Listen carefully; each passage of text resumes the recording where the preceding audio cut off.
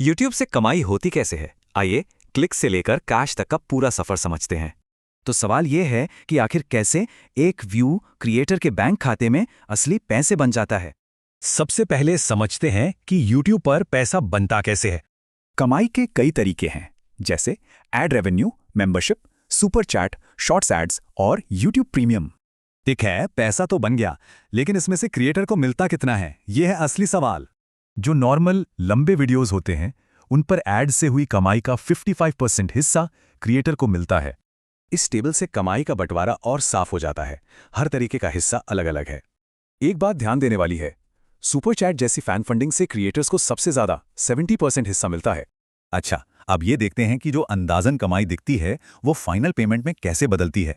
YouTube analytics में दिखने वाली कमाई सिर्फ एक अंदाजा है, असली फाइनल कमाई एडसेंस में दिखती है। तो ये अंदाजा बदलता क्यों है?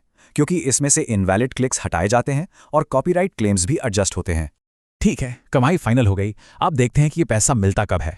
जैसे अगर जून में कमाई हुई है तो वो फाइनल होकर जुलाई के अंत तक अकाउंट में भेज दी जाती है। और आखिर में पेमेंट रिलीज होने से पहले कौन सी शर्तें पूरी करनी पड़ती हैं? पेमेंट के लिए 4 चीजें जरूरी हैं: थ्रेशोल्ड पार करना, टैक्स इन्फो देना, कोई पॉलिसी वायलेशन ना हो और कोई पेमेंट होल्ड ना हो। पेमेंट थ्रेशोल्ड का मतलब है कि अकाउंट में कम से कम $100 यानी करीब 8,000 रुपये होने चाहिए। यहाँ एक बहुत जरूरी बात समझनी होगी, हर व्यू की कीमत बराबर नहीं होती। जैसे अमेरिका के 1 लाख व्यूज से हुई कमाई भारत के 1 लाख व्यूज से काफी ज्यादा हो सकती है। ये फर्क CPM की वजह से है, मतलब एडवर्टाइजर्स किस देश में 1,000 व्यूज के लिए कितना पैसा देते हैं। और हाँ, टैक्स का भी ध्यान रखना होता है। साथ ही कुछ देशों में एड्स बंद हैं तो वहां से कमाई नहीं होती।